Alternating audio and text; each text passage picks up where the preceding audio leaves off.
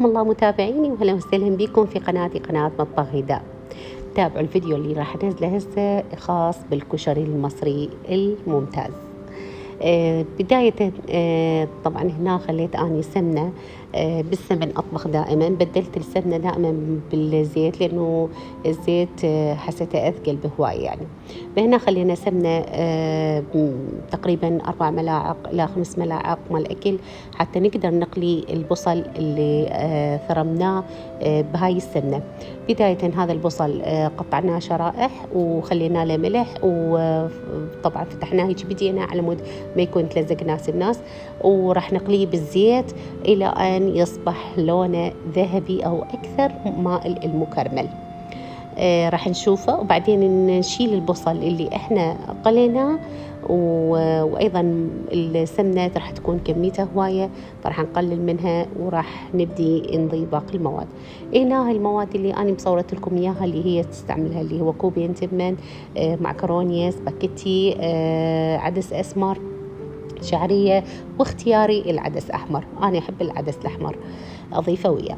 هذه شفتوا البصل بعد ما صار لونه ذهبي مكرمل رفعناه بصحن على حدة، وبديت أقلي بنفس الزيت مات البصل، قللت منه وبديت أقلي الشعرية الموجودة عندنا إلى أن أخذت اللون الذهبي. ضفت عليها الكوبين من الرز أو التمن.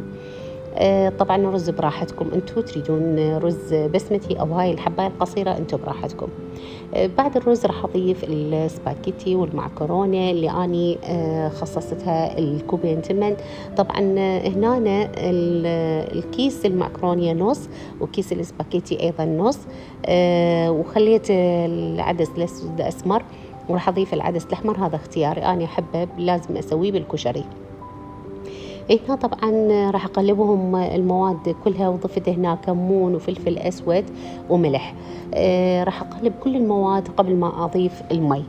بعد ذلك عندي من مي العدس الاسمر اللي شوي سلكته على مود ينطي من نفس الحبايه. المي مالته ضفت عليه مي ايضا بعد الى ان غطى القدر تماما كل المواد الموجودة، وراح أتركه على نار متوسطة، وأرجع أسوي الصوص تبع الكشري.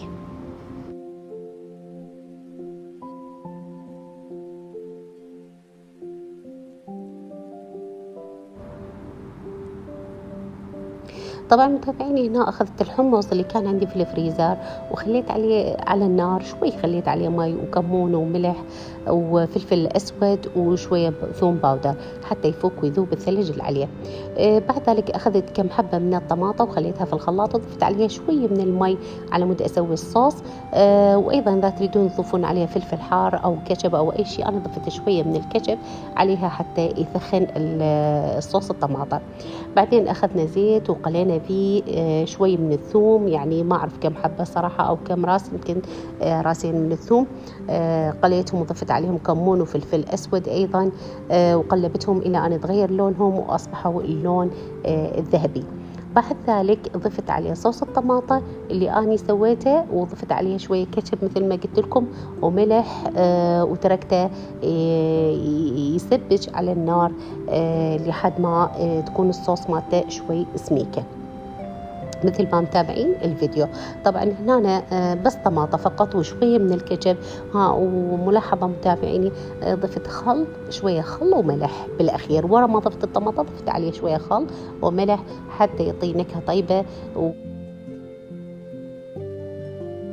تركت الصلصة على النار لحد ما تكون ثخينة وسميكة، وجيت أسوي الدقة مالت الكشري اللي هي على اختياري أنا، يعني اللي هي خليت بيها ثوم باودر، شوي من الكاتشب، مي الحمص، كمون وفلفل أسود، وراح أضيف من الصوص الأحمر مال الطماطة اللي أنا سويته عليها حتى أخليها على الوجه بعد ما نسكب الكشري ويكمل عندنا تماما. هسه طبعا هاي بدينا نسكب بالكشري احنا، وطبعا ما أقول لكم والله يعني الطعم جدا جدا طيب، والطريقة هاي حلوة صراحة. وهذا البصل المكرمل بعد ما قليناه صار يعني عندنا مقسب ومقرمش، فضفناه على الكشري، وراح نخلي بالأخير هذا الدقة اللي سويناها فوق الكشري. أصبح الطعم والشكل روعة. جربوا متابعيني هذا الفيديو إذا حابين تسوون الكشري المصري على أصوله. وألف صحة وهنا مع مطبخي مطبخ غيداء.